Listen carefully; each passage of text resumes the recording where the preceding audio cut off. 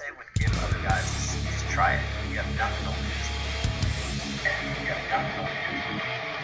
You have nothing to lose. You have nothing to lose.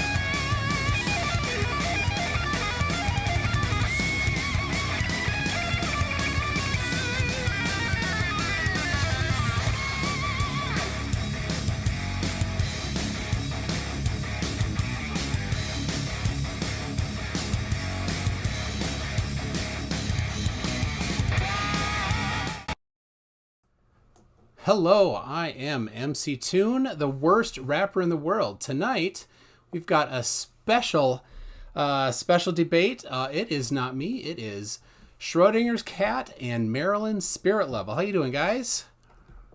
Great. How are you? I'm good. Mr. Cat,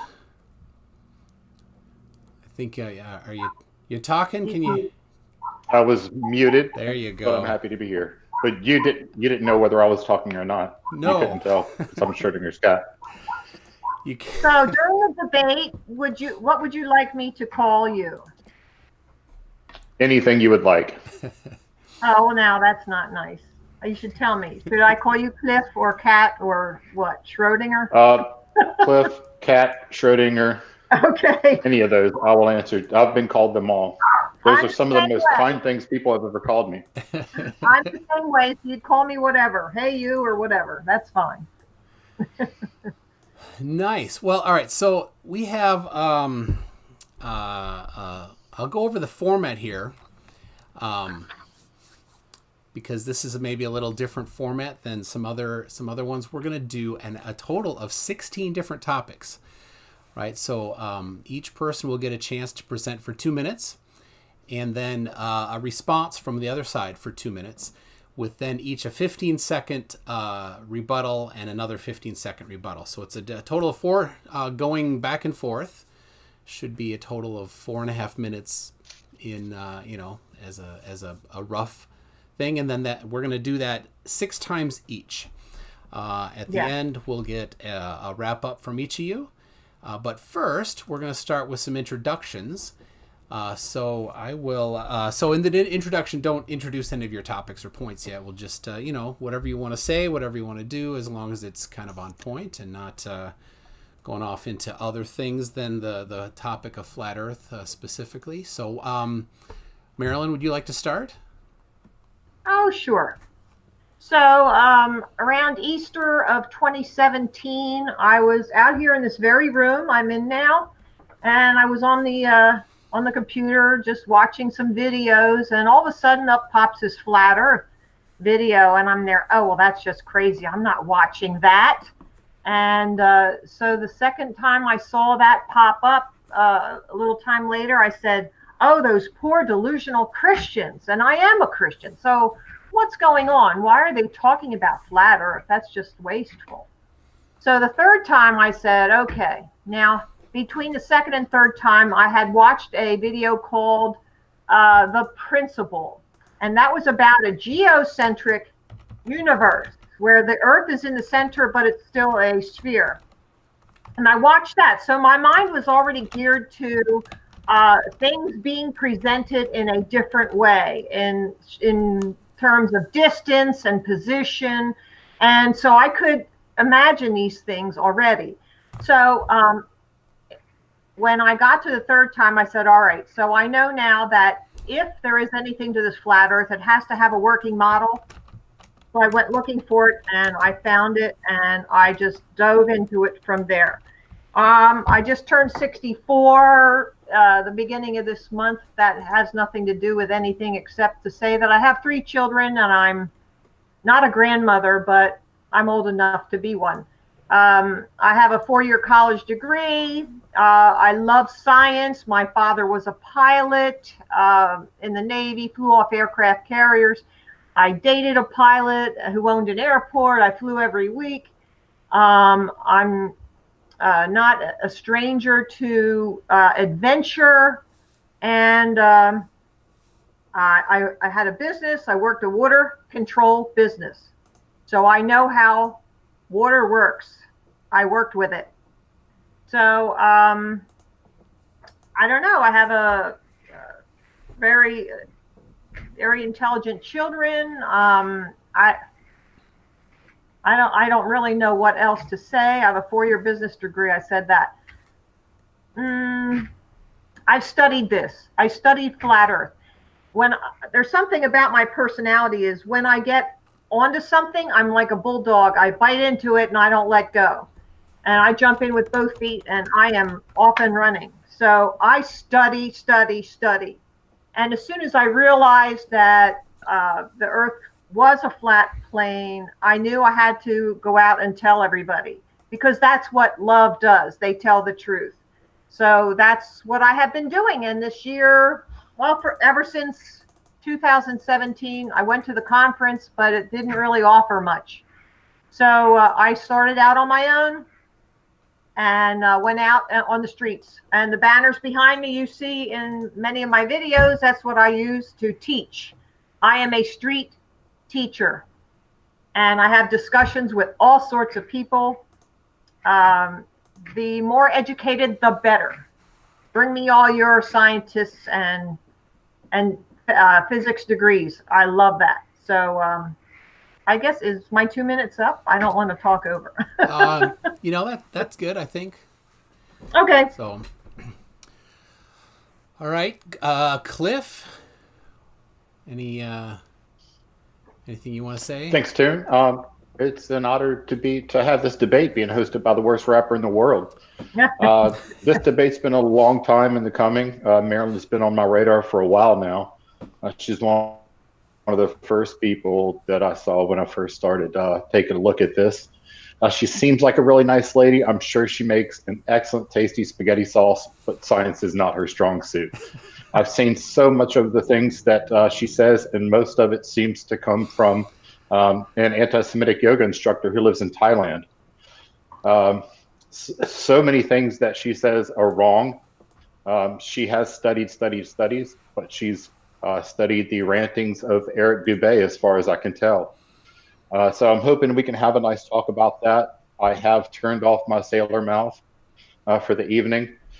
I have my Flat Earth bingo card in tow. So let's see if I get bingo tonight. Gosh, what else is there to say? Please, everybody, tune into the after show hosted by Dead Kennedy in Space. And with that, I'm relinquish the rest of my time. Thank you. All right. Well, thank you for that. So, who? I don't know. We didn't really choose us who would start with their first presentation. Either you want to start, or I can pick a number.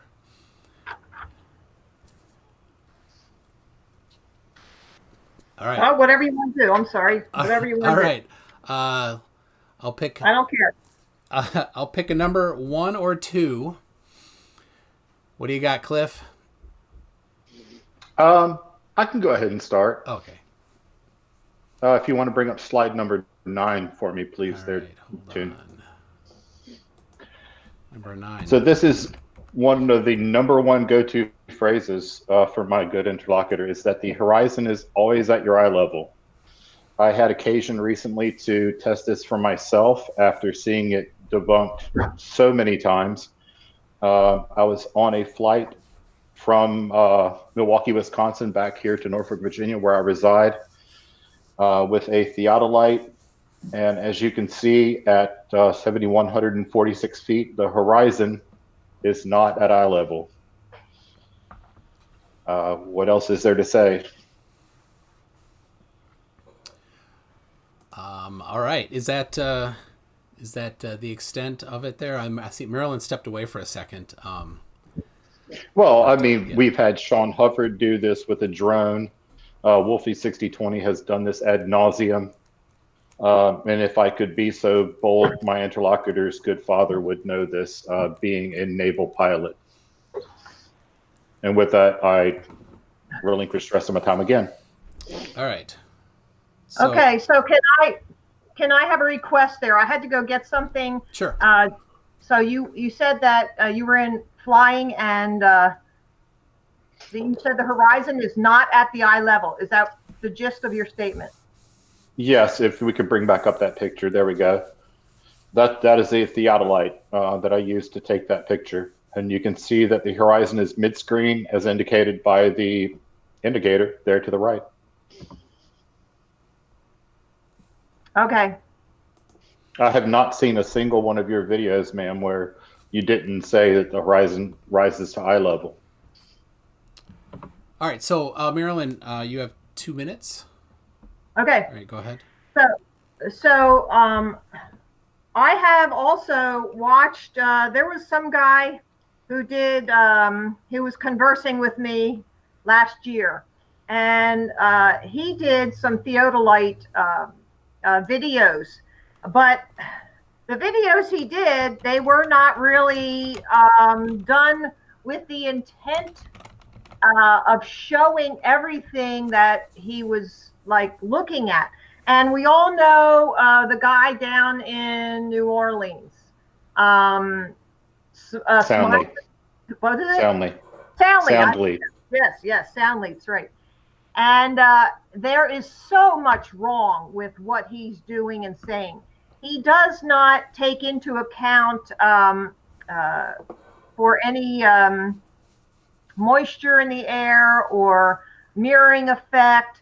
And he just totally ignores those things. But you can't ignore those things. Anyone wants to look on my channel, Atlantic City ACNJ 8 of 8. And that lays it all out. The way we did it was we took videos of Atlantic City from Wildwood.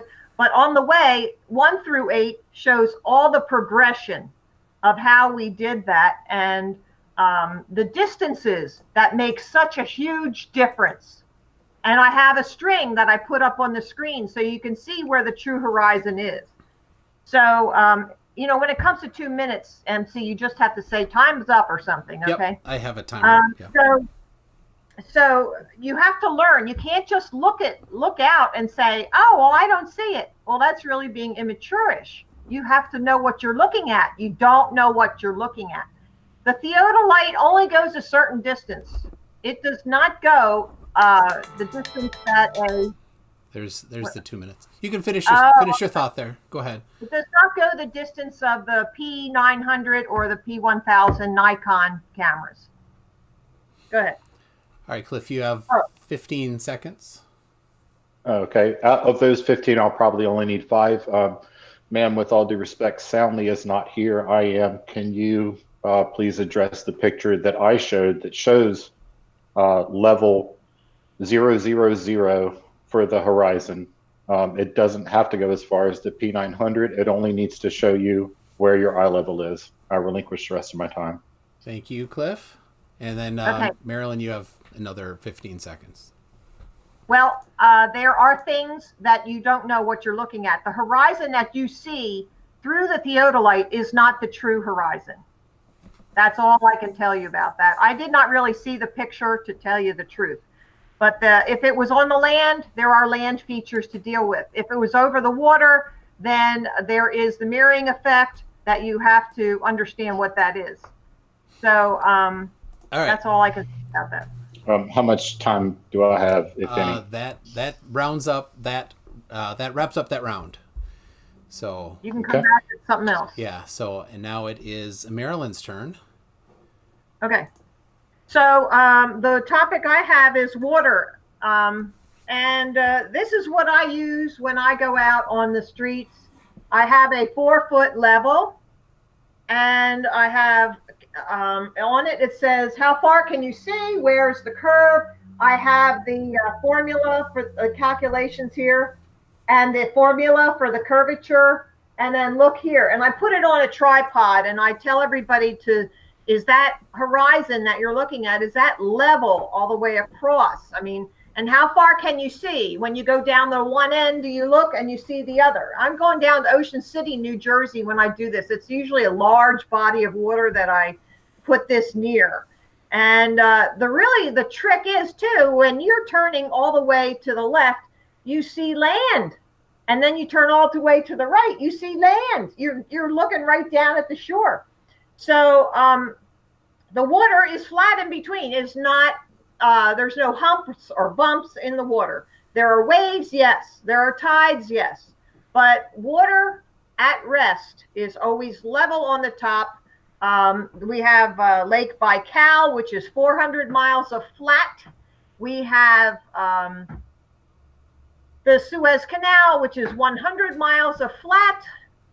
We have the Salton Sea, which they recently did some videos on where they had reflecting mirrors. They were reflecting the sunlight, and that came right across. That was an excellent way of doing it. I did mention that to somebody ahead of time, but I'm not going to take any credit for that. I think we need to start looking at the features around us on this earth. What is there, and what are we looking at, and know what we're looking at. And water always seeks its own level. Like I said, I was in the water control business. I know how water acts. I know what it does. I know how to look for the source. So water is always flat on the top. Undisturbed water is always flat on the top. So I relinquish my time. All right. Well, you had 5 seconds left, so good timing on that. All right. And Cliff, you have 2 minutes. Go ahead. All right. Thank you, sir. God, we're getting so close to bingo already. I wish there was a prize. Okay. This is, let me know if you could see this. This is the Watch Officer's Guide. This U.S. Navy Watch Officer's Guide. And on page 115, the question that Marilyn initially asked was, how far can you see? And here's a table in that guide that says how far you could see based on your height of eye. The only thing that we could say, if this is not true, is that the Navy is lying to its sailors to their own detriment. Water is always flat. Okay, so this line is flat, as best as I can draw it. We can both, all three of us agree that's flat, correct? Okay. Is it level? No, but it's still flat, right? Okay, so if this is the horizon of the Earth, level is this direction, towards the center of that massive body. Level does not equal flat. I relinquish the rest of my time. All right. Marilyn, you got 15 seconds. Okay, so that's why I bring out the level, because it's level and it's flat. I'm using the level on it, okay? And yes, I do understand relative position of water flowing downhill, okay? The globe model says that it's closer to the center. That's the downhill part. But level is level, and you can't get around that. All right, and Cliff, you got 15 seconds. Okay. Again, right here, that would be level. This tangent line would be level. So water here would not be flowing versus water here because there's no force. The force is in a downward direction, parallel to the center of mass. So you're confusing altitude and the gravitational force. Those are two different things. Level does not equal flat. All right. If something is, there we go. That's good enough. We gotta stick to the timing there. So, all right. Well, thank you. That's one round back and forth each. I forgot to say a couple things. We're gonna do if you're good for both of you to do it at the end. We're gonna do Q&A.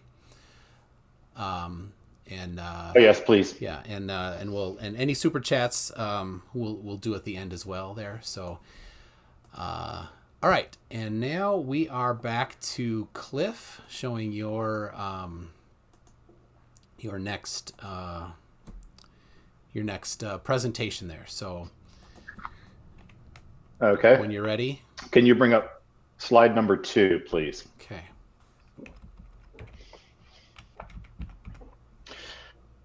One of the main things that I hear you say, Marilyn, when you're doing your, what was it, I guess, street epistemology or flat smacking or things like that, is you invoke the name of Captain Cook, who was a wonderful explorer, did a lot of things. But for some reason, you claim that he sailed around Antarctica for 60,000 miles when nothing could be farther from the truth. We have his logs. You cite his logs and apparently have never read his logs. Let's just please go to the next slide. After that, you can see some more of his logs. They are dated with where the places that he was. He sailed all over the South Pacific. We're talking about Brazil, New Zealand, Australia. Yeah, he touched Antarctica here and there. But the time frame that you say that he sailed 60,000 miles around Antarctica is demonstrably not true. If you had just simply watched one of my previous debates, I've already debunked this to the hilt. Let's go to slide 4, please. There you go.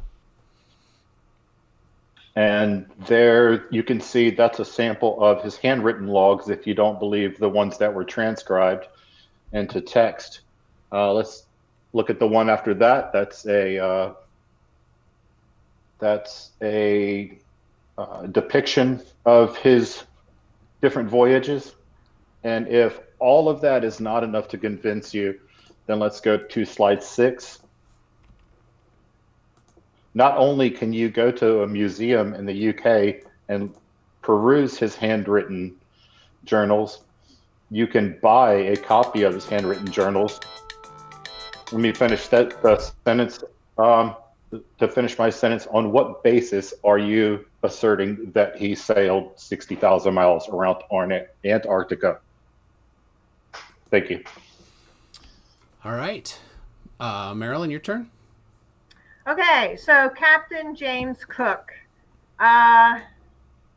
his mission was to follow the coast of Antarctica. And I don't know who can go around, he was an experienced captain. He followed the coastline, and that was on his port side. And he just kept going, but he did not go and get lost in the Pacific. And I remember from my school books, oh yeah, he did all these loop-de-loops. And even the picture you showed, it showed loop-de-loops and just going in a nonsensical way, as though there was no purpose in his goings. So I cannot imagine that being any sort of, unless he was drunk. That looks like the ravings of a drunkard, going in loop-de-loops and all those sort of. Now, if you you can believe what you want to believe. That's fine. I'm going to stick with his mission was to go around and find a way onto Antarctica, and keeping the shore at his port side. He could not find a way in, and he traveled 2 or 3 years and logged 60,000 miles. And I'm sticking with that. Go ahead. All right. Okay. Cliff? You say that his mission was to follow the coast. My question to you is, citation required. Okay. I have the journals transcribed and handwritten. I have visual depictions of that. Plus, I have him being a celebrated naval officer for mapping much of the South Pacific. And he kept the coast on his port side. last question really fast before I run out of time. What does port mean? Well, it's port, or as starboard is one side. I think that's the right, and port's the left side. Very good. Thank you. Stern and bow. There you Stern go. is back. All Bow right. is front. I think we got kind of our 15-second back and forth on that. That's fine. Is that good? Okay. I don't have any citation that he asked for. Okay. All right, Marilyn, you're second. Okay. Whenever you're ready. All right. Curvature. So if you have a ball, okay, here's the ball. Here's the globe that you're all in love with. And it has to have curvature. There has to be a curve. And you notice that even if you're standing in Australia, everything has to curve downward away from you, because according to your ball theory, you're standing straight up on Australia. So everything has to go down and away from you. Anywhere you stand on this globe, you're standing on top of the world. You realize that. And it doesn't matter if you're down here or wherever you are. Okay, there has to be curvature. Now, there's been a couple of theories about, the curvature formula. Well, I showed you already the curvature formula was 8 inches times a mile squared. And I'm sticking with that one, because the other ones were saying, 15 degrees and, 15 degrees. How can you go with 15 degrees? Because the length of the legs of that angle, it's longer. It's more of a distance, so you can't go with that. Then the other one says, you cut the top off an orange and it's all flat. That circle is flat. Well, you're not standing on an orange. You're standing on something that cannot be cut. Your vision, your position has to be that you're standing looking away from you, or you have 2 points, you look side to side. But it has to be positional. You're not on an orange. So you can't cut anything away from the globe. So you have to be up on top of that. So there is no other formula that you can use except the 8 inches times a mile squared. And it is not a perfect formula, because you can only go so far with it. All right, good timing there. You should have had a bell. I hate that thing. Oh, you don't like that sound? I can. That's I don't called care. I'm not complaining. By the Seaside. Oh, is that what it is? There we go. Oh, there you go. All right. Cliff, you ready? Yes, sir. If you could bring up slide 26, please.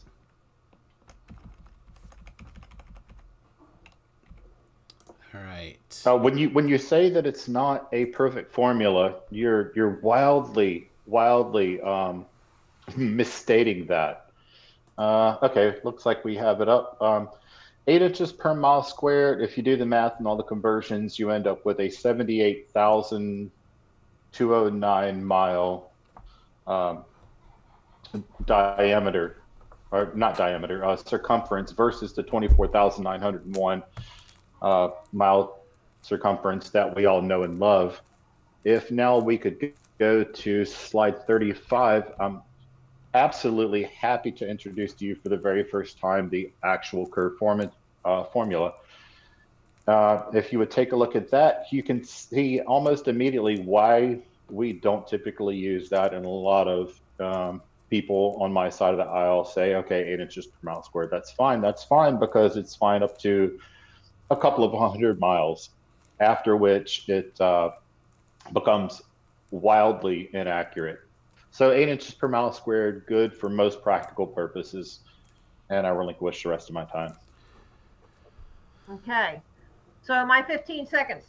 Yep. So here's the ball, and what you have to know is that the 24,901 is the equator. So approximately 1/4 of that is the distance from the North Pole to the equator. That's 1/4 of the way around this circle.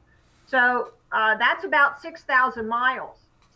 And if you look at the radius of that circle that we're talking about from the pole to the center, that's about 4,000 miles. So in 6,000 miles, it's got to drop 4,000 miles.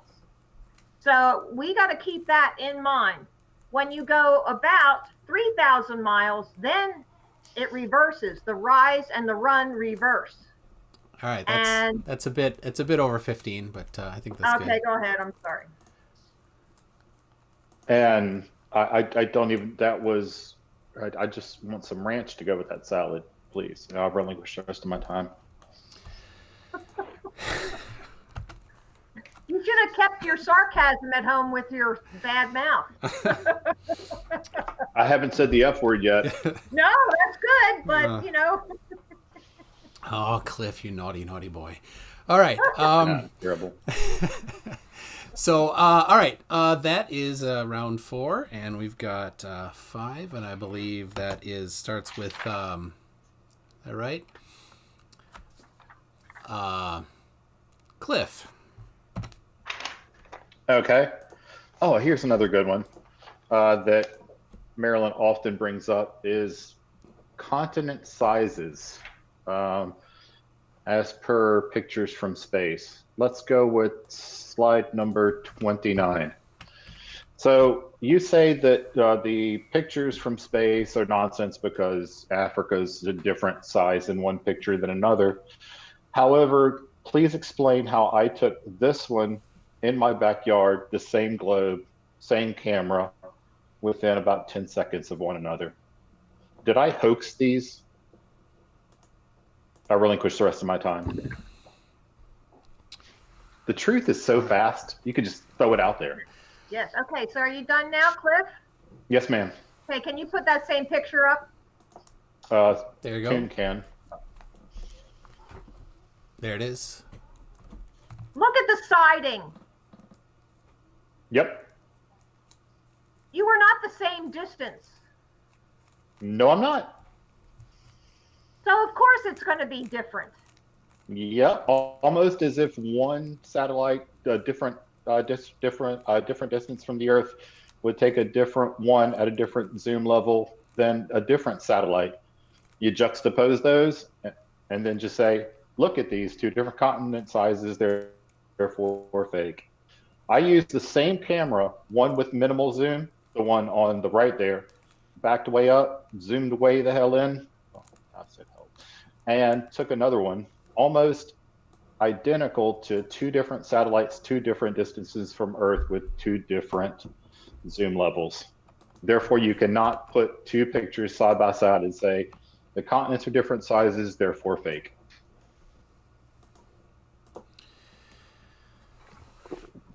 Well, my 15 seconds is that. You have a minute, almost a minute 20 still.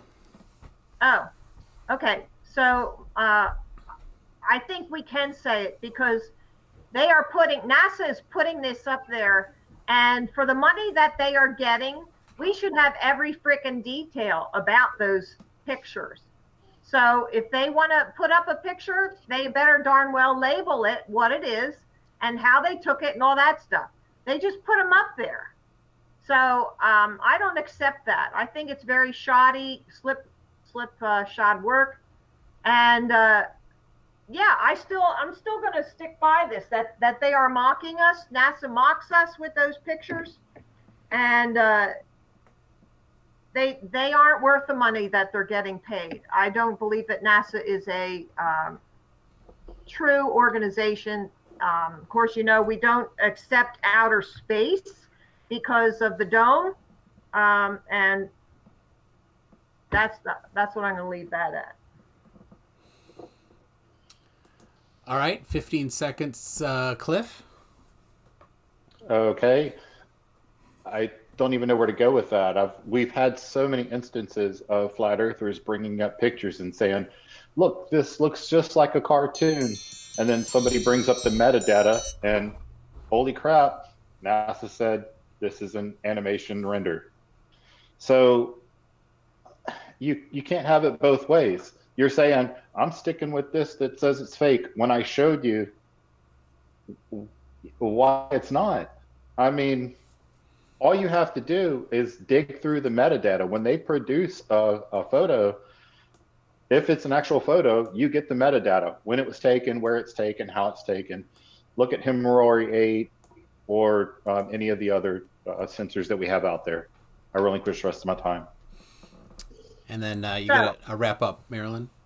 Okay, so the pictures that they give us about the moon landing and all the planets that they're taking pictures of here and there that they claim to be taking pictures of, we in the Flat Earth reject all those. We don't believe that they are true and real, because when we take pictures of the same planets, we get something totally different with the P1000 cameras. So yeah, I still agree that NASA is putting out false information. All right.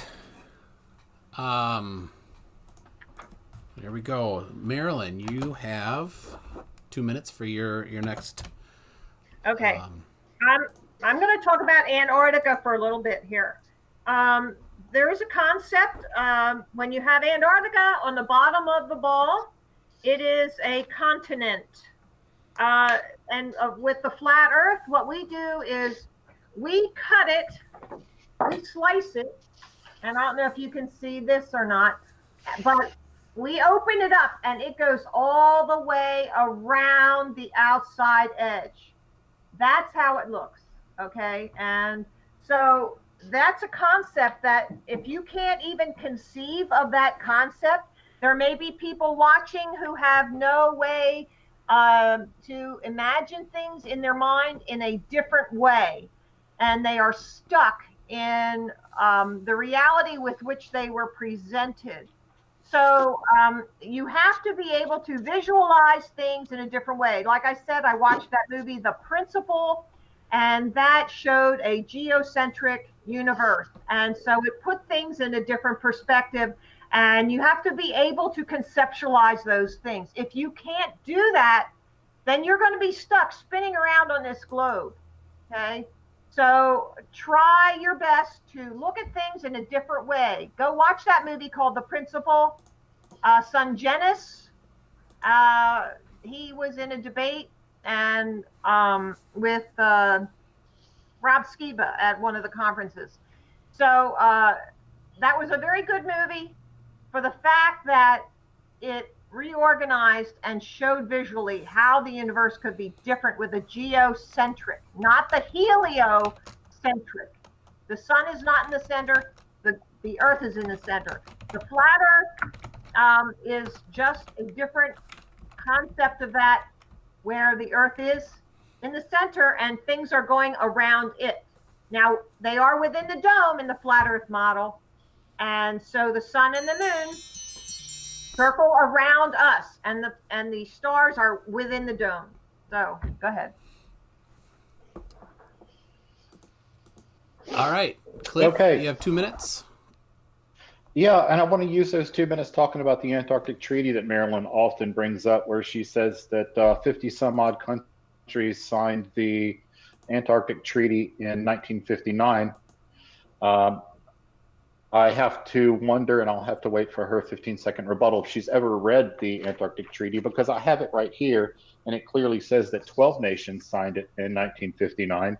And she also asserts during her street epistemology that it militarizes the Antarctica, when specifically in Article 1, let me read from the Antarctic Treaty, Article 1. Antarctica shall be used for peaceful purposes only. There shall be prohibited inter alia in any measurements of a military nature, such as the establishment of bases or fortresses that carry out military maneuvers, as well as testing of any other weapons. The present treaty shall not prevent the use of military personnel or equipment for scientific research or for any other peaceful purposes. So on two different, just from a cursory reading of this, you got the number of nations that initially signed it and the purpose of the treaty absolutely wrong. I relinquish the rest of my time. Okay, my 15 seconds, I'm going to tell you, you must be someone who trusts their government. And you believe whatever they tell you. And I don't. I know for a fact that there is a lot of lying and corruption in our government. Okay, and they are all in bed with each other, so to speak. So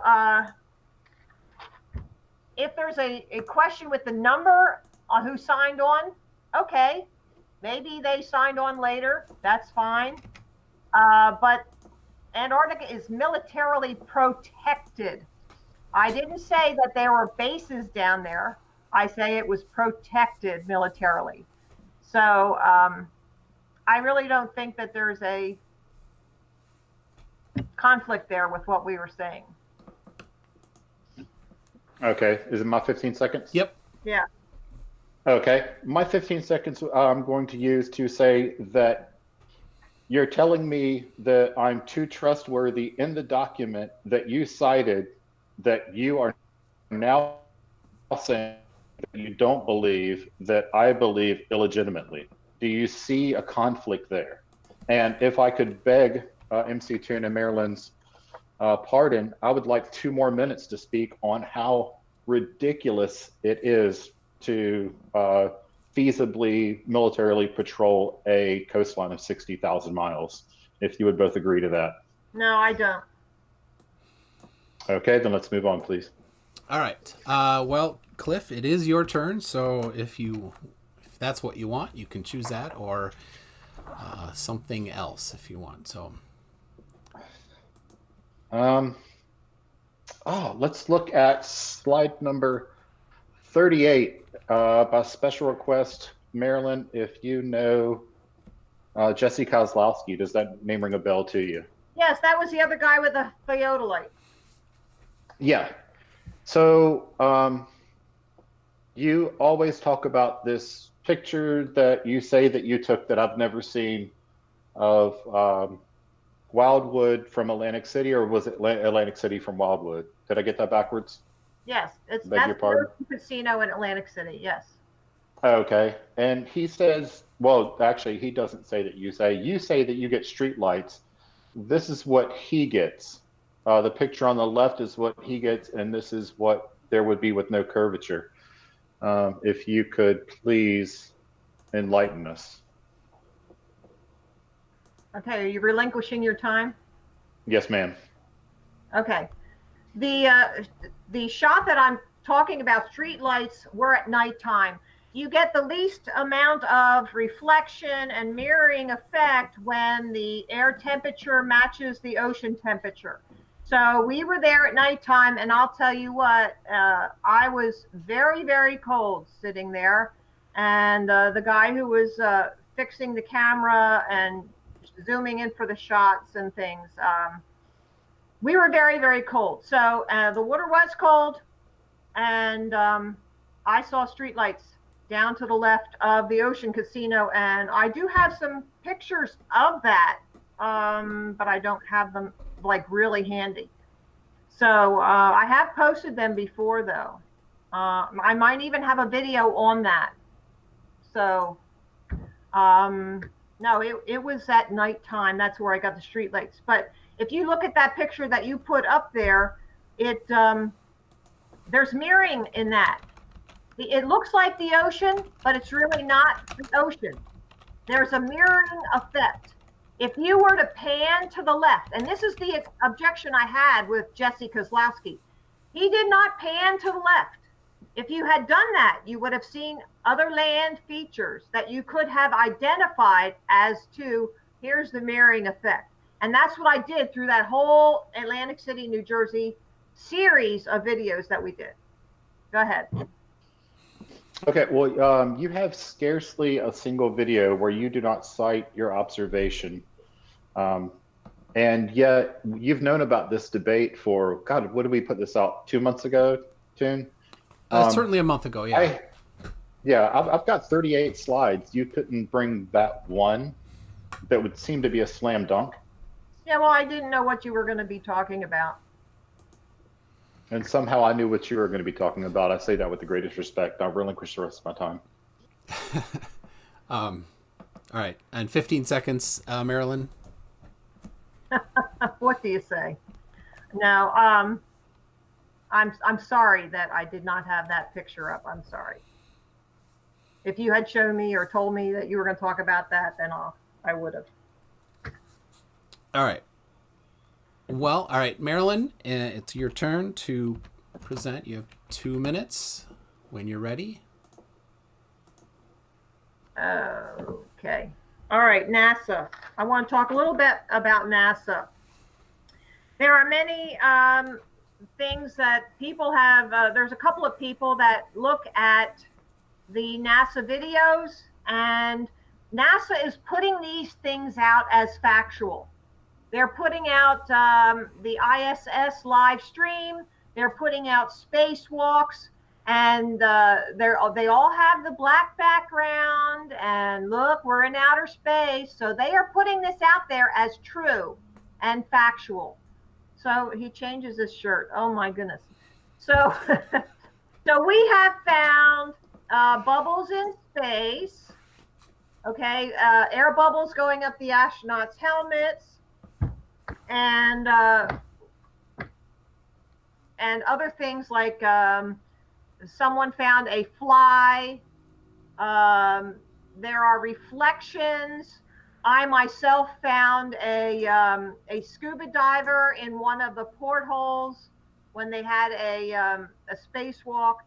So, you know, these things are out there, and they just cannot be explained. If you're going to have a video and you're putting that out, and you say, okay, well, this is our practice and we're in the pool now, and that's why you're going to see the scuba diver.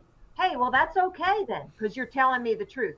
But when you say we are in outer space and we're doing a spacewalk and we see a scuba diver, then you're a liar. So, and these NASA organizations are all over the world. They have the vector in similarity. They do a lot of things that are similar, just a little bit different. And there was one thing when President Obama got in office. I heard a speech by him, and he said that we are going to change NASA into a Muslim public relations organization. Now, to me, that meant they weren't going to be doing space anymore. What does he want to do? Have all Muslim astronauts? Is that what he wanted to do with that? All right, that's your time. Wacky. Go ahead. All right, Cliff, you have 2 minutes. I know I'm going to sound a little bit like a broken record, and I'll relinquish enough time for her to answer this question. Do you have any pictures of bubbles in space? No, they're out there. The videos are there, and no, I didn't bring them up. Sorry. Can you bring up slide number 30, please, Toon?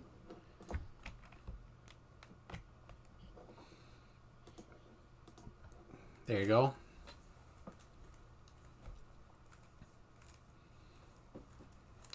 I got it up there, the scuba diving. Yeah, let's look at those bubbles.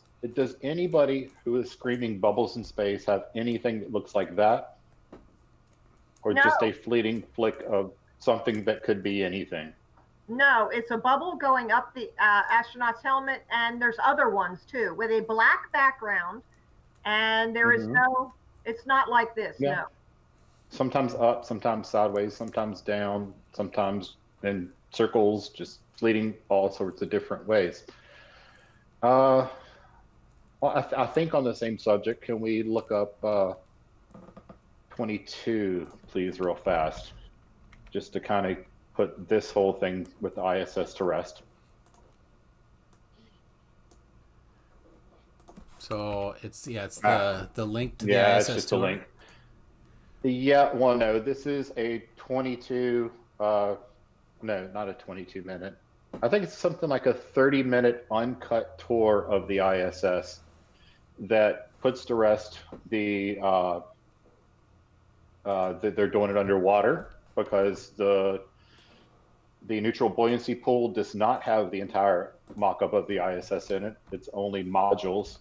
It puts to rest the harnesses because they're going through multiple hatches. It puts to rest the Vomit Comet because it's uncut for more than, I think, 30 odd minutes. And anybody at their own leisure is welcome to look at that. Thank you, sir. Okay, so my only response to that would be, do I get the 15 seconds now? Sure. Yep. Go ahead. Okay. All right. So my response to that again is, you trust what your government puts out, and I don't. You trust that their explanation is sufficient for you, and it's not sufficient for me. If they say, oh, well, this is just this, I'm there. No, that's not enough for me. So you can believe that if you want. I don't. I don't believe that. So we just have that difference. Is my time up? Yeah, that's about 15 seconds. I put the link in the chat if anybody's interested. Thank you. And all right, and Cliff, 15.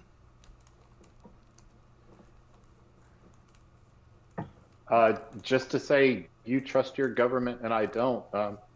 I trust my government as much as the next guy. Government is made up of people. People sometimes lie. Government sometimes lie at probably the exact same rate. And if Marilyn would like to talk about lies, I have one that we could talk about a little bit later. Thank you. All right. All right. Round 9. Cliff, it is your turn to present. You'll have 2 minutes. You're off the screen and muted. There you are. Is it me again already? It is. Let's see. Okay, yeah, Marilyn, you've talked about gyroscopes. Can you bring up slide number 32, please, Toon? So U.S. Navy ships do use a ring laser gyroscope for a portion of their navigation. There's the cover page for what we call the WSN 7, this WSN TAC 7 ring laser gyroscope. It's sort of difficult for me to read off screen, but I understand that YouTube should be able to see it better. Is that correct, Tim? Yeah, it should. Okay, And, let's go to the next page, which is 33, and I'll try to read. Yeah, that's pretty small. It's going to be hard to read. Yeah. Let's see here. I know I'm burning up my time pretty quickly. But it talks about the rotation of the Earth and how the ring laser gyroscope uses the rotation of the Earth to pick up that 15 degree per hour drift that Bob Nodal is so famous for telling us about, and the effects of Earth rotation on the ring laser gyroscope. So yes, we use this thing in conjunction with GPS that is also impossible in the middle of the ocean. I've used satellite telephones in the middle of the ocean, and my cell phone is a useless paperweight at those distances from the Earth's surface. And with that, I relinquish the rest of my time. Okay, so we have gyroscopes, and the other thing was ground positioning system. Okay, so gyroscopes are rigid in space. And the one that I don't know that I can even comment on Bob Nodal, because I just don't think that he and I see eye to eye. So not every flat earther is on the same page. You've got to know that. I just don't like what the conference is. I have only gone to the one in 2017, and I knew right then and there that they were not of the same spirit.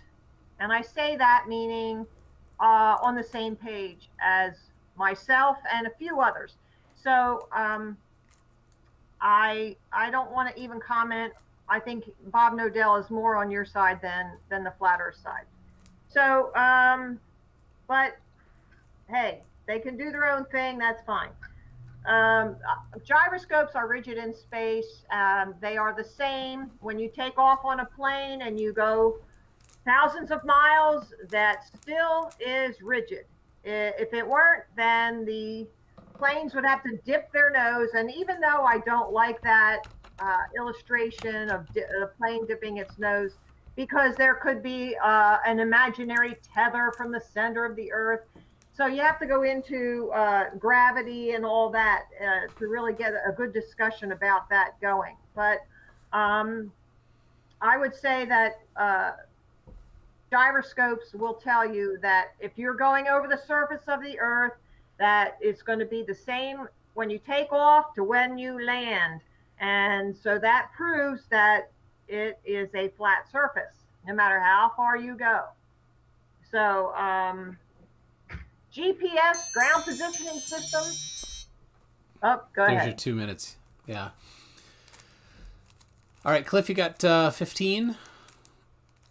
Yes, ma'am. I started out talking to you about a ring laser gyro on a Navy ship, and you start talking to me about aircraft gyros, which I understand, and you use the term rigid in space. You spend hours upon hours, almost what seems like each and every weekend, doing your street epistemology. Could you spend one of those learning what these terms actually means? Rigid in space is fine if you're allegedly Dave, who, by the way, drinks his own urine. But just please learn what these terms mean. Thank you. Marilyn, well, go ahead. A ring laser gyroscope is still a gyroscope. Indeed. So it's just a different type of one. So I don't see what the big hoo-ha is about that. All right. The big hoo-ha is please learn what those terms mean. Yeah. So if I can, gyroscope. There it is. I'll for Marilyn maybe just to help you out. Ring laser gyroscope is not rigid in space. It's measuring it differently. So if you just something to look into for how they work. So all right. Well, they don't look any different. It's still a gyroscope. It still is. It is rigid in space. Yes, it moves. I've seen it operate, but it does not show any curvature. Yeah, it's not a curvature measuring device. So okay, Marilyn, round 10. It is your turn. All right, let's go on to gravity. We got to get to the big things here. Gravity, and now everyone has learned that gravity is the thing that holds us onto this globe, okay? And they say that it is a pulling force to the center of the globe or the ball, and that there's some mysterious force that is pulling us to the center. And yet at the same time, they say there is a molten core. And we know that magnetism loses its magnetic properties over 1,000 degrees. So the core is said to be, 2,500 or more. So we certainly cannot have any magnetics pulling us to the center of the Earth. Now, someone else told me, well, maybe it's just a shell that's around the core where it cooled off a little bit.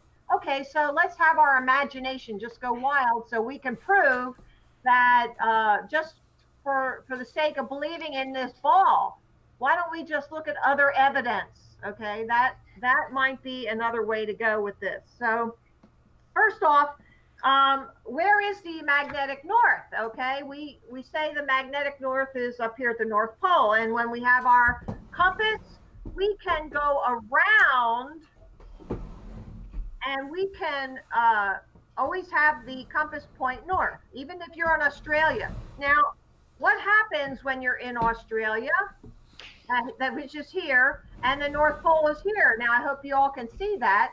there's a lot of Earth to go through. How does it go through to get to the North Pole? Does it go through the Earth, the land and the water, or does it go around? Well, I have a different idea. I think we live inside a torus field and that we live on the inertial plane. The inertial plane is the space between the poles, okay? And there we have the electricity coming up out of the North Pole and around, which is holding up and holding back the dome. The dome is self-supporting, but that is the same shape as what we would need for the dome. All right, that is time. It's a time. Oh, it's a push down, not a pull down, and that works with this. Go ahead. All right, Cliff, you have 2 minutes. Okay. So what you're talking about here is in the inner core, molten iron loses magnetism at what is called the Curie point, which when it gets so hot, it's no longer magnetic. You also have the outer current, or the outer core, which is solid. The magnetism is not created because this thing is a magnet. There are convection currents, and you say if you're at the south pole, why doesn't it point through the Earth? It's because that's not how a magnet works. If you were in elementary school, you would have, well, middle school, you would have seen them put a very strong magnet on a table and then float a piece of paper over it and sprinkle metal filings on it, which will have made these lines that I have drawn here coming from the South Pole towards the magnetic North Pole. Those are called lines of magnetic flux. That is what your compass is pointing towards, is the northern magnetic, the magnetic north. You said something about a torus field. A torus field has absolutely nothing to do with this. If we were to have a torus field, you would have a donut-shaped object with a conductor that is strung along in such a fashion to where the current is flowing like that way, and you would get a magnetic field in accordance with the right-hand rule. That has nothing to do with this, and I'm sorry that Eric Dubé, when he was in Downward Dog, didn't tell you about this, and I'll relinquish the rest of my time. Okay, my 15 seconds is, we do live on the inertial plane. Maybe you want to look that one up and learn what an inertial plane is, okay? And it is a push down which holds us onto the surface of the Earth. And yes, it could be a donut shape looking Earth, because if it's repelling from the north, there's a big hole in the north, and out along Antarctica, there's a gap. So yes, it very well could be, but we aren't allowed to go to Antarctica because it's protected militarily. So you said on a piece of paper, I guess that paper was flat, right?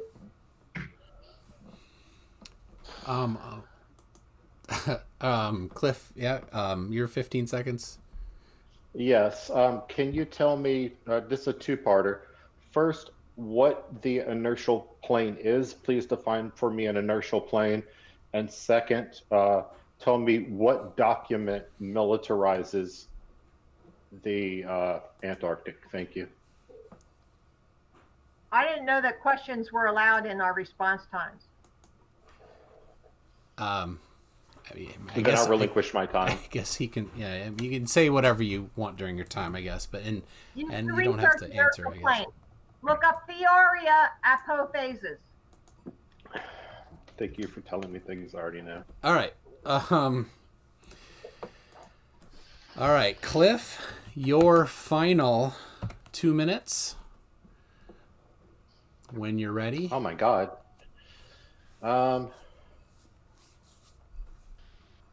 Okay, so I guess let's go with this slide number 20. All right, let me get it here. And there you go. Timer started. Okay. When it comes up, I don't see it yet. There we go. This is the Laser Interferometer Gravitational Wave Observatory, also known as LIGO. We have 2 of these right now and another one coming online soon. These have detected gravitational waves resulting in some really prominent careers being made. Each of these 2, and thus 4, since there's 2 of these, the far ends of each of these is 1 meter off the ground, where the base of the observatory is on the ground. That is due to the curvature of the Earth, in so much as the laser must travel in a straight line. And if both ends were on the ground, then the laser would incident with the top of each leg. Like I said, they've measured gravitational waves that were hypothesized in advance, thus giving weight to the theories that were presented ahead of time. I guess that's good enough for my 2 minutes. Thank you, sir and ma'am. All right. And Marilyn? Okay. There is something called the ether, and most physicists deny its existence. But Tesla knew that it existed, and the ether does exist, and that is what that ring laser was picking up. Those 15 degrees that Bob Nodell said, "Oh, whoops," you know. But the ether does exist, and the Earth is stationary, and the ether moves around us with the dome. The heavenly bodies, which we're going to get to, are embedded in the dome. The stars are embedded, and the planets, and they all go around us. So yeah, there is going to be movement, absolutely, but it's not the Earth. There's other experiments that you have to look at. Aries failure, for one, that proved that it was not the stars moving, but the stars were moving, the Earth is not. So there you have that. And yes, I did see LIGO. I just knew I did know about it, but it's a difference of interpretation of the evidence. Yes, there's movement, but what is moving? How are you going to figure that out? Go ahead. All right, Cliff. 15 seconds. Oh, is it much? I was reading this book about Nikola Tesla. Amazing dude. Didn't say anything about a flat Earth in his entire life. Nor did Captain Cook. Nor did Admiral Richard Byrd. Nor did any of the other people that charlatans love to cite and besmirch the good names of. And I'm sorry for ending a sentence in a preposition. Relinquish the rest of my time.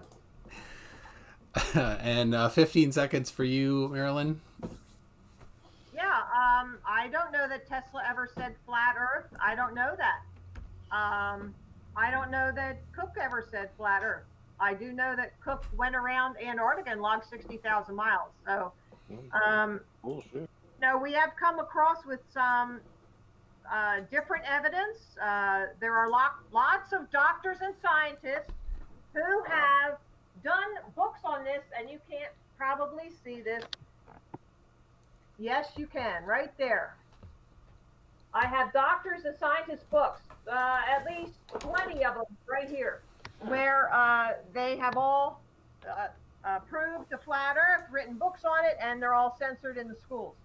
So those are the books. You have to read the opposition to get the full picture. Go ahead. Is that? That was your final and for that point. And now it is your turn, Marilyn. You get the final topic. Okay, the heavenly bodies. This is something that we touched on already. There is a dome. The stars are embedded within the dome. When you look at the stars through the P1000, you get something that looks like the reflection on a swimming pool. It's wavy and it's changing, and it looks like waves, and going in many different directions. So when you have something like that, out of a P1000 camera, you have to ask yourself, what are these other people, astronomers, looking at? And what are they looking at them with? See, now I have a telescope, and as soon as I found out about flat Earth, I went and bought a telescope, and I looked up through it, and I just saw a white circle. And I got the P1000 camera from a friend of mine, and looked through that, and you see something totally different. Totally different. So what are we looking at? How do we know what we're looking at? Are telescopes really what they say they are? Okay. The concept of distance. How do you know if a star is trillions of light years away or if it's about 100 miles away? How do you know? How can you tell the difference in the distance? How can you do that? Now, don't say, oh, I'm stupid because they measured it at different seasons, and here it was over here, then it was over here. I know all about that. I'm not stupid. I did look at all that stuff. I don't want to be out on the street and confronting physics majors if I don't know what I'm talking about. So you have to know for yourself, how far is that sun? Is it 93 million miles away, or is it 93 miles away, or is it 9.3 miles away? You have to know how to figure out. There's your time.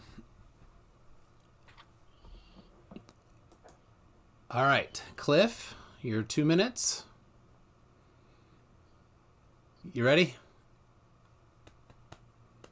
Yes, sir. Okay. So we just heard a whole bunch of Marilyn saying she has seen observations of this and observations of this, and P1000s making cameras, making planets look like certain things. I brought 38 slides, and I got nothing in return. I debated Flat Earth Fokker. He brought nothing. Then I debated Zoom Truth. He brought nothing. Then I debated Gleam. He brought nothing. Now I'm debating Marilyn, and she's brought nothing. Can someone please show up to a debate with some sort of evidence other than, nuh-uh, I don't believe you? I brought the document that she was talking about, the Antarctic Treaty, and she says, nuh-uh. I'm at a loss here. I've been doing this for a couple of years now. This is why I'm switching to talking about sovereign citizens. There's just no meat left on this bone, and I relinquish the rest of my time. Okay, my 15 seconds. Sure. When you can't win on the evidence, you attack the person. If you had wanted to have certain things coming back at you, you should have said that in the preliminaries, in the planning stages.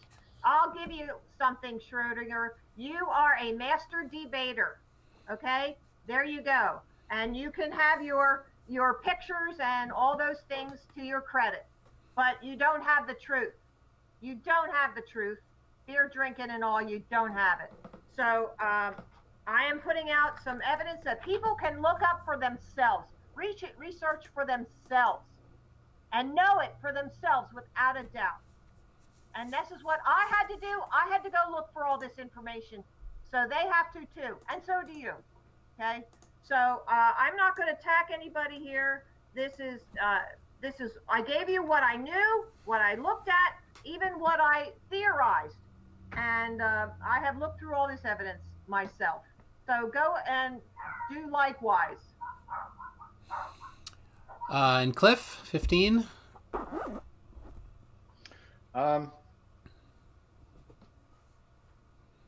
No,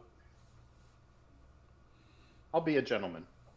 I won't bring up when Marilyn said to someone on the street that she was a physics major. You just did. All right. All right, and that rounds out our 12 rounds. Wait, can I get 15 seconds after that? If you want, yeah, go ahead. Oh no. Did I do the 15 and then he did the 15? That was my thing, wasn't it? Yeah. Okay, I'm sorry. So Go ahead. that's okay. So that wraps it up. So at this point, if there's anybody in the chat that has some questions, tag me with them, and I'll pick a few of them and keep them nice here. So the chat, some of you have been a little bit rough, and thank you moderators for being on that. Can we take a 2-minute so that I don't have to do a Anthony Riley Leaky Warrior? Yeah, if you want to go off. I mean, I do have a cup here, but maybe in the restroom would be good. Yeah, 2 minutes. All right, I'll be right back. Yeah, 2-minute break. I'll be right back. All right. Well, I will do a little bit of just myself here. So, got a bunch of questions coming. I see. Thank you. I'll collect them and get them asked there. So, I'd like to take a minute here and thank my two guests here for coming, and also I got some very nice patrons. We got people doing some super chats. Thank you very much for that. You see along the bottom of the screen the some of the different patrons. I didn't look that up. I might have missed somebody. Sorry if I did, but I do have a Discord server if you want to pop in there. The link is in the description. And I am on Facebook. If you find me on there, MCToon, feel free to look me up there. So let's see. We have I was at the Flat Earth Global Convention, International Convention, where people from all over the globe came to visit and talk about Flat Earth. That was a lot of fun. I met Team Skeptic there, as well as let's see. I did not see either M. Stone or George Natchik. They were actually in, and we got kicked out right away by good old Robbie Davidson and his security guard. So I'm looking at some of the questions here. Sorry. So let's see. I did get some interviews. I interviewed Flat Earth Fokker. We had a really nice conversation.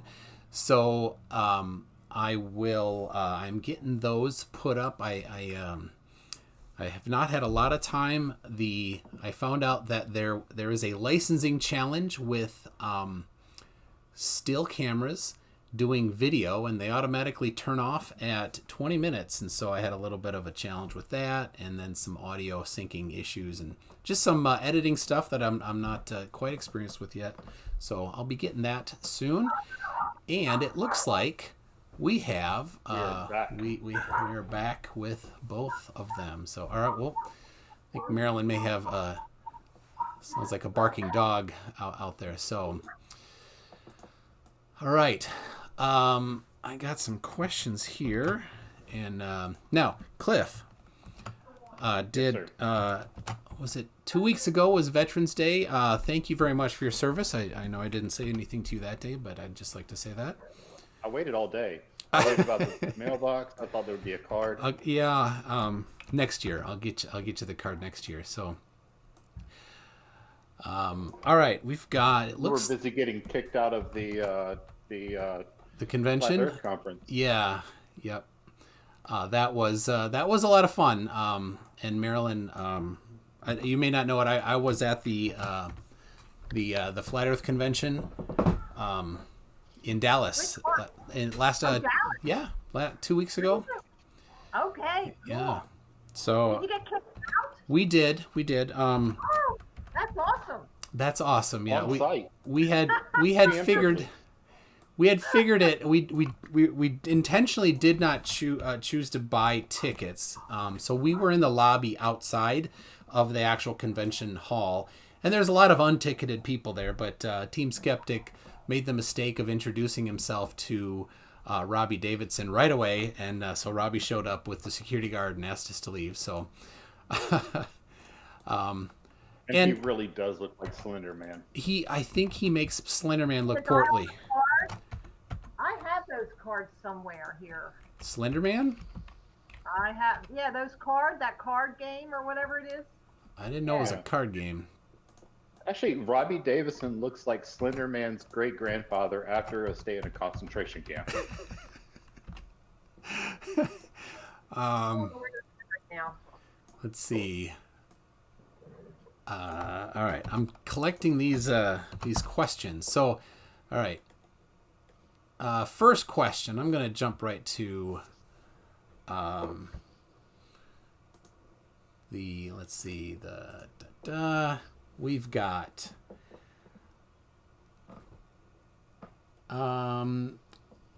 Aaron Armstrong is asking, which countries have soldiers working in Antarctica today? And that's for you, Marilyn. Okay. I don't know exactly which countries. I'm sure we are America because we are the military arm of the three city-states in the world. You know, the three city-states is the Vatican and London proper, within London, and Washington, D.C. And so the America supplies the military might. So I'm sure that we are there. I'm sure, you know, the Falklands has been a row for a while, and you know, so I'm sure that they all do their share. Antarctica is cut up into different pieces, and there's a few countries or people that own parts of Antarctica. So I'm sure they all supply protection. So that's just conjecture. Is that? No, I've seen that. I've seen that where, you know, there's parts of Antarctica are named different things. It's not just one big Antarctica. There's the Queen has part of it. I don't have all that like memorized, but yeah, if you look up those things, yeah.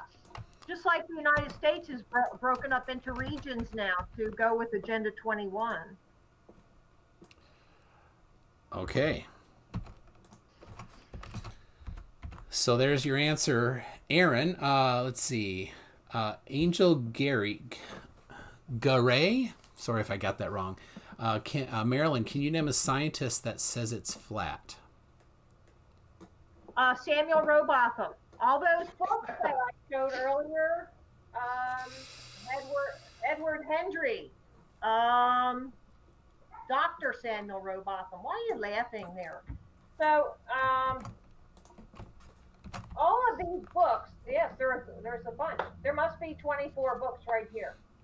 Yeah, they are scientists and doctors, physicists.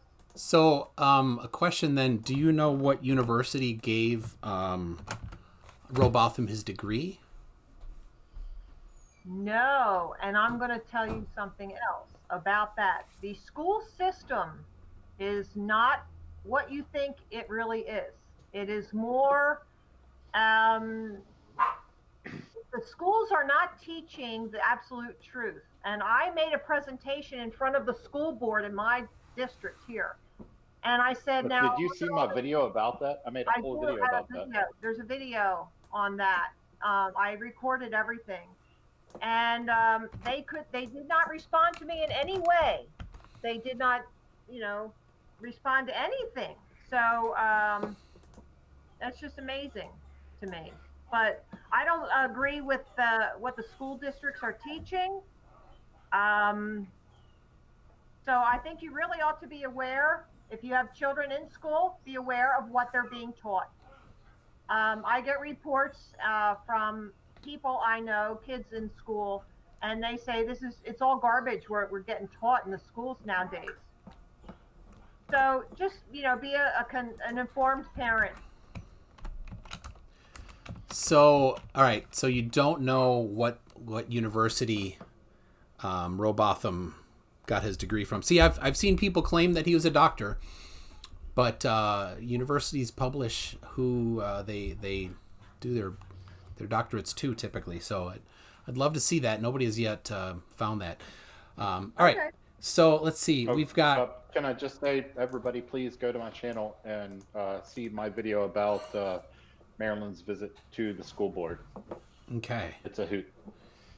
So Jose J.G. Gonzalez says, Cliff, smile or lose, keep smiling, Marilyn. So there you go. I saw that. And he super chatted it, so enjoy those dollars. Jose's a buddy of mine.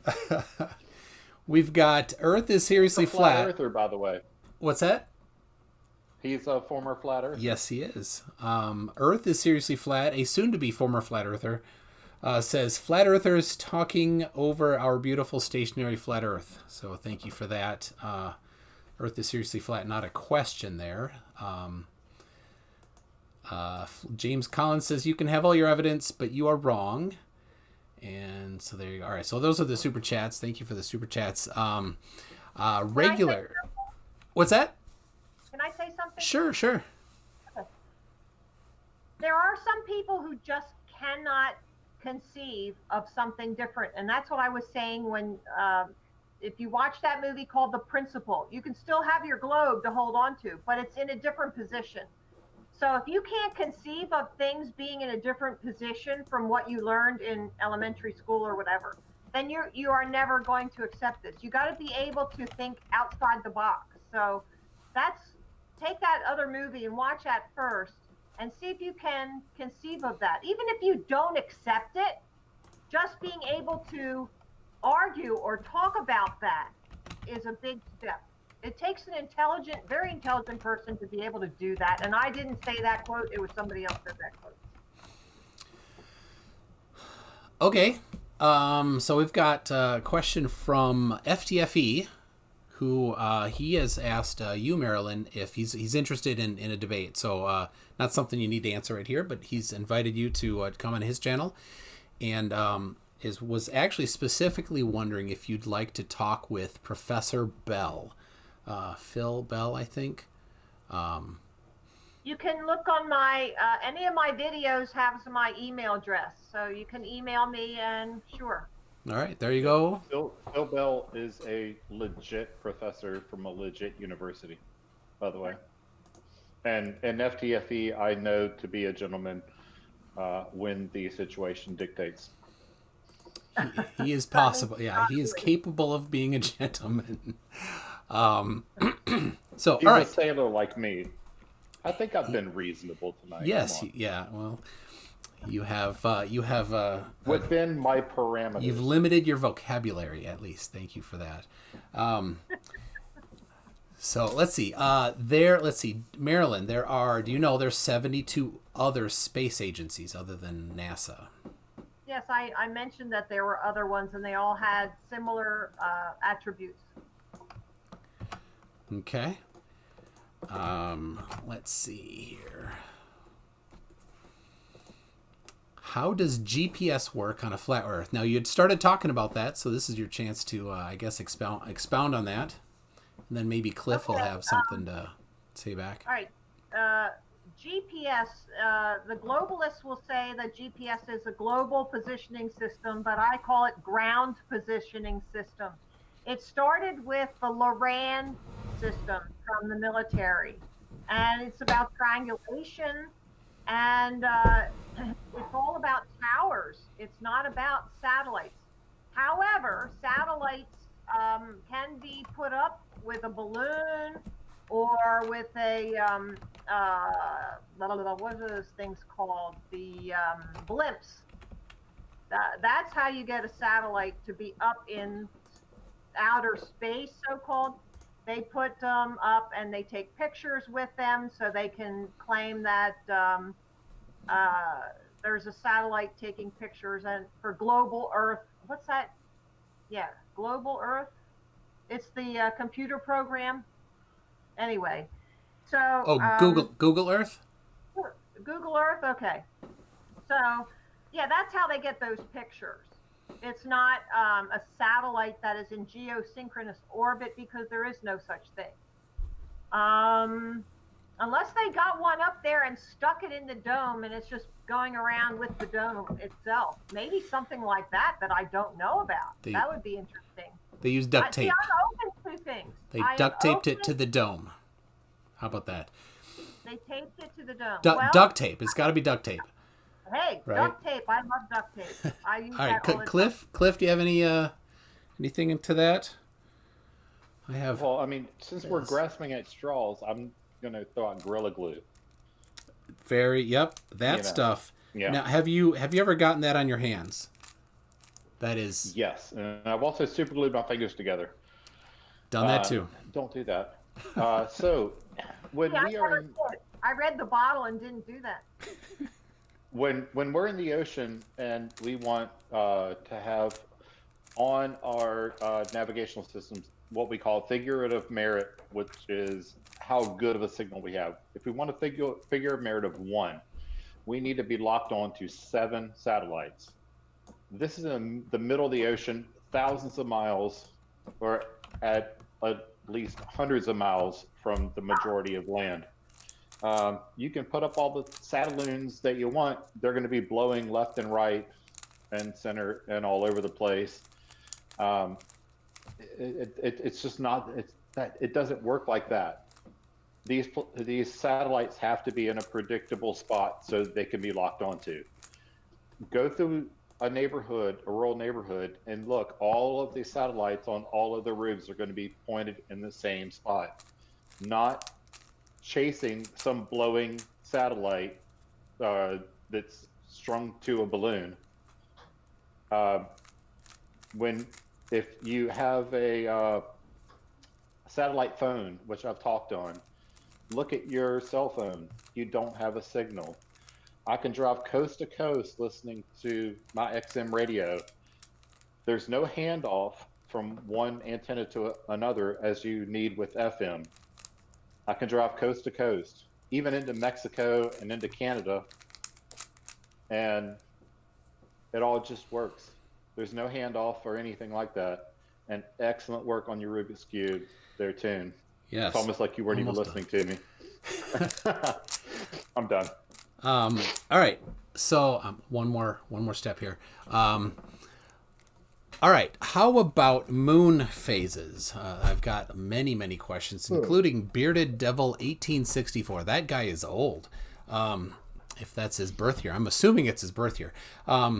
Wondering about moon phases. Marilyn, you got something on that? I Well, do.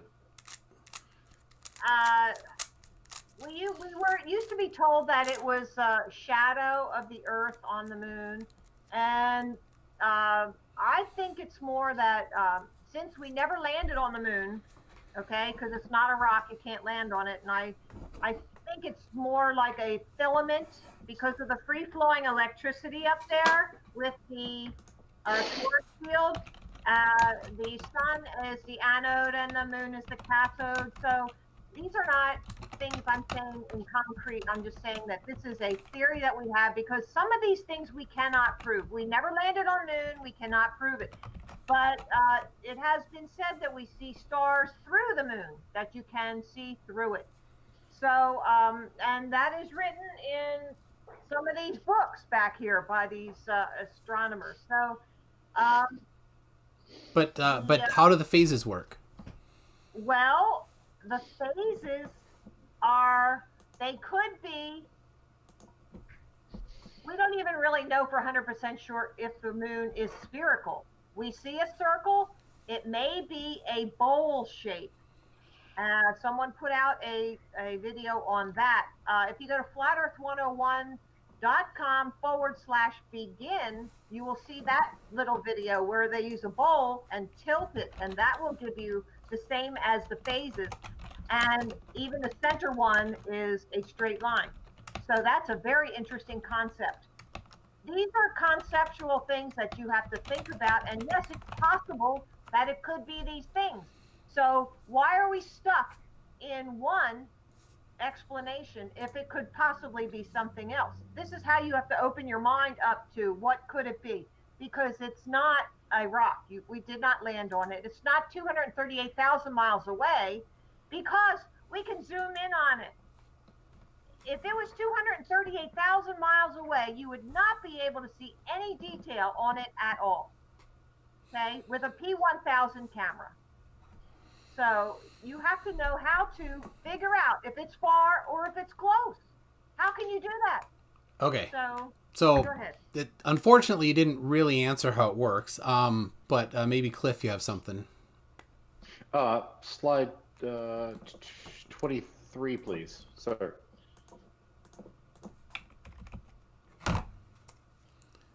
There you go. Okay. I took that in my front yard, and if you see the moon up there in the On the sort of right side? the left hand, yeah, the right hand center side, it looks a lot like that foam ball that I have on a stick. It's a really high tech experiment. It took me months in the making. I had to crowdfund it. It was really ridiculous just to prove that the sun illuminates the moon. Um, if we could switch back to my camera, here's a picture that I took. There we go. There's a lot of glare. Yeah, we see your room. Yeah, you see my room, but do you see shadows in those craters? Yes, I see shadows in the craters. There In we the go. craters. I have heard you say, Marilyn, in the past that the moon produces its own light. Can you point me to anything else in the history of the world ever that produces its own light and can have a shadow cast upon it? Well, it depends on the strength of the light. And is that really a crater? And is that really a shadow? It certainly looks like a crater. It looks like a shadow. But could it be something else? I don't know that because there is evidence for other things. There's evidence of other light. If it's reflected light, then why wasn't it much brighter? How can it have a shadow? How can it? I mean, really, I understand that. I don't know that. I don't have that answer. But that doesn't mean that it's a sphere. That doesn't mean that it's reflecting sunlight. It doesn't mean that. Okay. Now That that's the was only thing that you can come up with, but that's not the totality of any other possibility. I'm sorry, but that was a non-answer. I That was and just a, well, maybe this or that. I I'm think sorry. she did kind of preface it with she doesn't know for sure. So yeah. And I'm defining, is that really a shadow? Is it really a crater? I've seen other pictures where, it's not that. So, there's a possibility that you're just interpreting that incorrectly.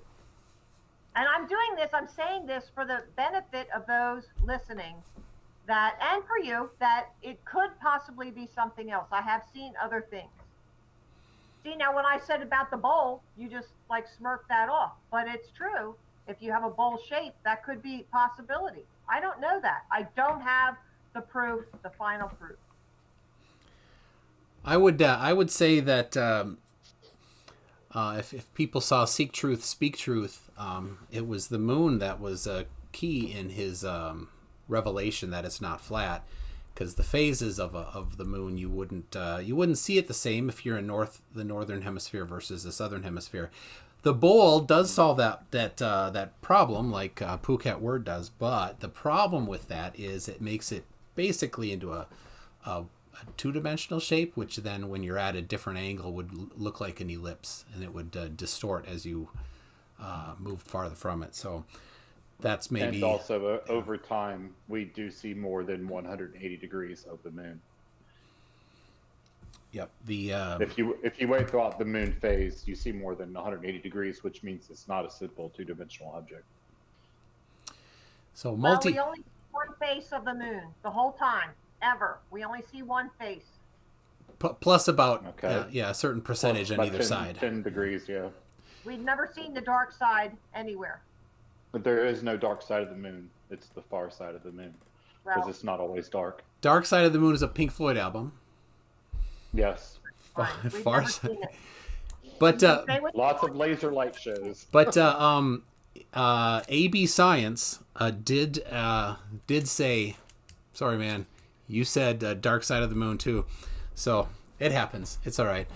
So this Q&A, it seems like it's getting into a 2 against 1 thing here. Yeah. Oh, So sorry. we're Yeah, not- I won't. Yeah, I shouldn't be. So what I'm trying to say is that this was not in the original layout. So Yeah. I wonder what's going on here with you guys.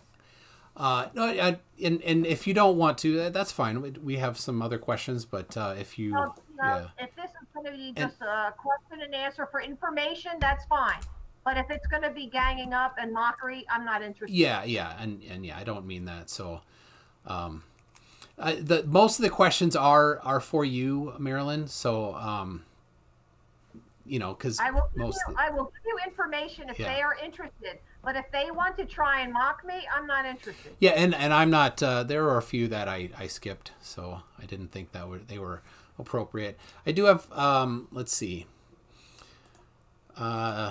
While you're looking for one, Marilyn, I strategically picked MCToon to host this debate because I knew that he would be, as far as anybody that we would find between the two of us, the most fair.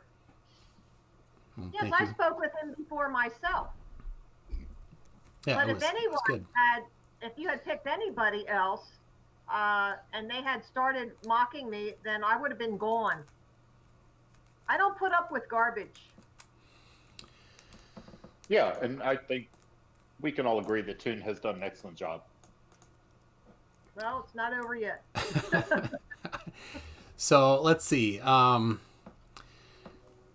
This is an interesting one. Marilyn, how can there be a continual supply of atmosphere in a dome without it exploding? And I think I could answer that, but do you have thoughts on that? Okay. There is a theory about the Earth breathing.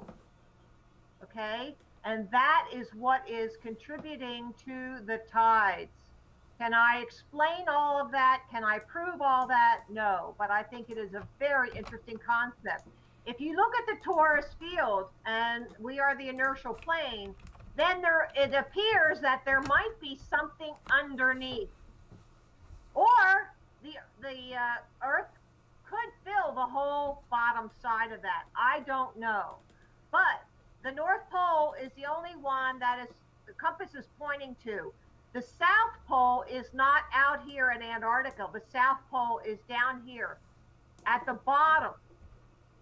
So that when you have an inertial plane, that's where it is. So that could be a whole new model that would be, I think that'd be awesome to look at. So, yeah, if the electricity is moving up and around, well, the atmosphere would probably do some of that too, don't you think?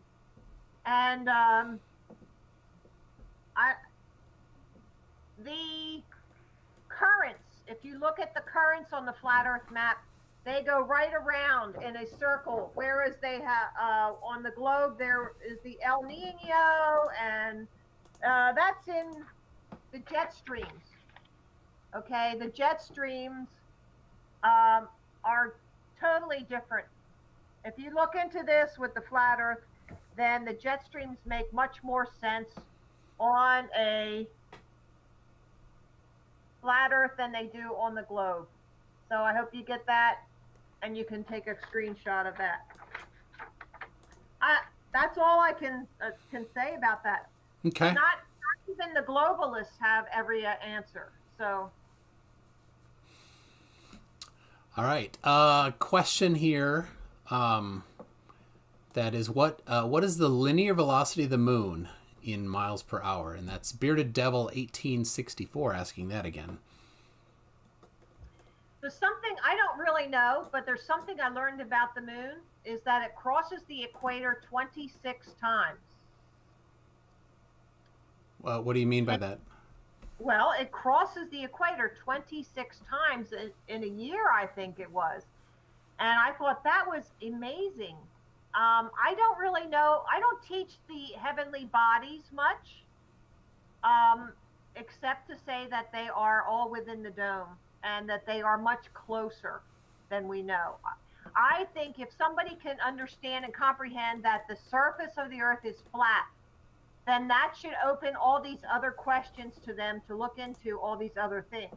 And there are people who are doing only moon observations. So, but it's just not my focus. When I'm out on the street teaching people, I want them to look at just the surface of the Earth. So when they get that, then they can look elsewhere. I think if we get critical mass, we can get all this data from the government that's hiding it from us. So go ahead, and that's all I got on that. Okay.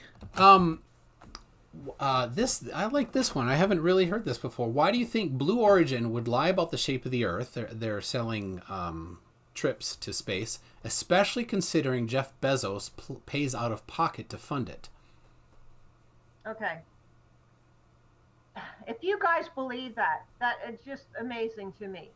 Nothing happens without the government approving it or directing it or whatever, licensing it, whatever you want to call that. But it's more than a license. I think there are no independent organizations. There are no independent scientists. If you are putting out something, it's got stamped approval by the government. And I don't mean these low-level guys. I mean higher level. Citation required. Well, you can require all you want. I don't have to give it. Well, then I can just say anything. Yeah, well, go ahead. Say it. Marilyn is a zombie lizard person. There you go. You know, I'll win. a lot of people have seen Bigfoot too. So should we just laugh at them and say that there's no Bigfoot? No, I kind of think that there's something to that. Yeah, I think there's something to all these things. People have cited things. They have seen them. Am I going to say they're stupid and crazy? No. I'm going to say, all right, well, I'm going to file that back here. And then if there's further evidence, then I'll look in further. But you cannot dismiss everything. There are some things. No, you can't dismiss everything. You can add a weight to it based on its worthiness. Do you know that the citations or the sightings of UFOs have gone down since the advent of the smartphone with a camera? Well, now what would happen with that? There are still ones getting caught on camera. There are still sightings on camera. Okay. Of what? UFOs, correct? Yeah. And what does that stand for? Unidentified flying object. There you go. So it's an unidentified flying object. Do I think the government is doing that? Yes, I do. I think they are manning all these objects, all these flying, whatever they are. And we have had. Then why do we need the U? If you understand the torus. Why aren't they GFOs? You understand the torus field. The government has had levitation. We have pictures of very old pictures of the civilization that was in America. If you look into mud floods, they have those little levitating platforms back then, hundreds of years ago. There's a lot. A friend of mine, her father invented a car that ran on water. And the government took it and they never saw it again. So Why did they tell the government? all you want, hon, but guess what? Mr. Never tell the government when you make a water car. Yeah, they don't know anything about mine. So now they know. Now they know, Cliff. All right. So shut it down. Shut it down soon. So all right. Earlier, Area 55 Restorations asked about why would Blue Origin lie about it. And then he just said, Blue Origin has no affiliation with the U.S. government. I should know since I work here. So apparently he works at Blue Origin and has some... And there's compartmentalization. Yeah. If they don't need to know, they aren't told. That's fine. You can believe what you want to believe. I'm not here trying to convince anybody. I don't believe that. I believe that nothing happens. There is a government above our government. You do realize that. So I think that there are people in high places that are telling those organizations what they can and cannot do. All right. So it's like the opposite of Billy Ray Cyrus. Friends in super high places. Wait, I don't know country music, but that's not Billy Ray, is it? Well, I don't care about that. That's Garth. You can believe what you want to believe. You can Well, I don't know about it either. Then Sorry. Don't believe what you want to believe. I think we're done here. You know what? I think we're done. All right. Well, I'm sorry that we appreciate you coming. Yeah. We appreciate you coming. Me and the government. Cliff. No, you're an idiot, an ass. For saying that. Well, I'm sorry about that. Thank you very much, Marilyn, for coming. I'm sorry it was contentious for you there. I hope that we can all just agree to disagree and try to understand things better, and that's really what we want. So you will never understand unless you look at the surface of the earth, and once you figure that out, then you'll say, what else are they lying about? But you will never get that, because Mr. Cliff here, he worked in the Navy and he's so proud of his career. If the surface of the earth were flat, his life would fall apart. And he is too proud to be able to accept something like that. And that's what we're finding with a lot of people, that they have nothing to fall on. That's all they have, is that little piece of paper that they did this, and that's their pride in their life. If they don't have that little piece of paper, they are nothing, and they can't live with that. So you have to be able to dismiss yourself from everything in your life and just look at the evidence. And it's not easy to do. All right. Well, thank you,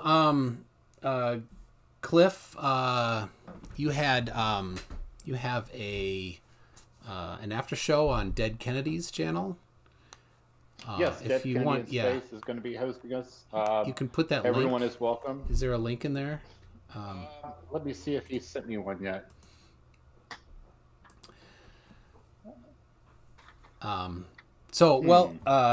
We'll find that. Just give me a moment to go to Discord. Sure. So Marilyn, I hope maybe you'll still consider Fight the Flat Earth and Dr. Bell. There we have the after show link in the chat there. So copy link address there. Looks good. So there it is. Okay. So, well, thanks everybody. And Marilyn, you're welcome to as well. I'm sure it'll be a lot of fun. I meant no disrespect at any point.